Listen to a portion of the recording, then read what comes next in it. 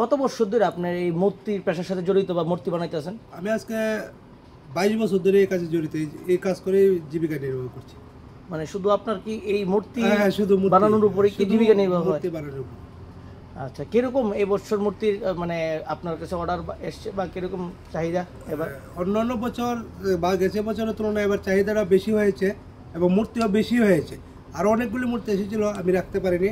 আমি টোটালি 17টা মূর্তি বানিয়েছি, 25টাতে 26টা মূর্তি এসেছিলো, ওগুলি ছেড়ে দিয়েছি। আপনি সময়ের অভাবে রাখতে পারেননি? সময়ের অভাবে রাখতে পারিনি। তো কি এবার মানে জিনিসপত্র বা আনুষঙ্গিক জিনিসপত্রের দাম কিরকম এবার? বা মূর্তি বানিয়ে আপনাদের মানে সংসার ঠিকঠাকভাবে প্রতিপাদন হয় বা মানে যে মানে রোজগারটা আসে এটা থেকে? হ্যাঁ, মূর্তি তো যে টাকা দিয়ে আমরা মূর্তি অর্ডার নেই এবং যা খরচ অনেক দিনে হয়েছে, খরচটা বেশি হয়ে গেছে। আমাদের অতটুকু লাভ হয় না যতটুকু হওয়ার কথা ছিল। ওটার মধ্যে আমরা জীবনযাপন করতে হয়। হ্যাঁ, মূর্তির জিনিসপত্রের দাম অতিরিক্ত বেড়ে গেছে, আমরা ওই তুলনা পয়সা এখনো আমরা পাইনি। মানে সে আপনার কথা ব্যতীত বোঝা যায় মানে আগের মতো সেরকম লাভের মুখ আপনারা দেখতে পাচ্ছেন না? লাভের মুখ এতটা দেখতে পাই না, কিন্তু পূজার পরিমাণ বেড়ে গেছে।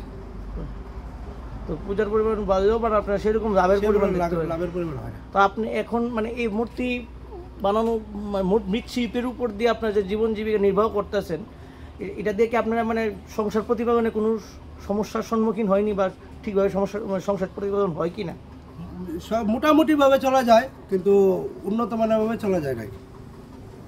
আচ্ছা, তো এমনি কি সারা বছরই তো আপনি মূর্তি? হ্যাঁ, সারা বছরের মূর্তি কম বেশি হয়ে থাকে এবং সিজন ওয়াইজ তো অনেক বেশি হয়। আপনার পাশে যে আছে কি আপনার ছেলে নাকি? হ্যাঁ, ও আমার ছেলে।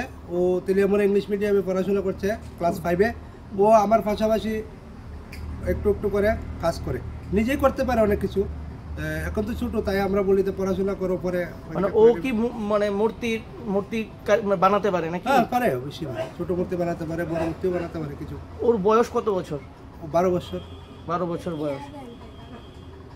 আচ্ছা, ওর নামটা কি বললেন? দেবজিৎ দেবনাথ।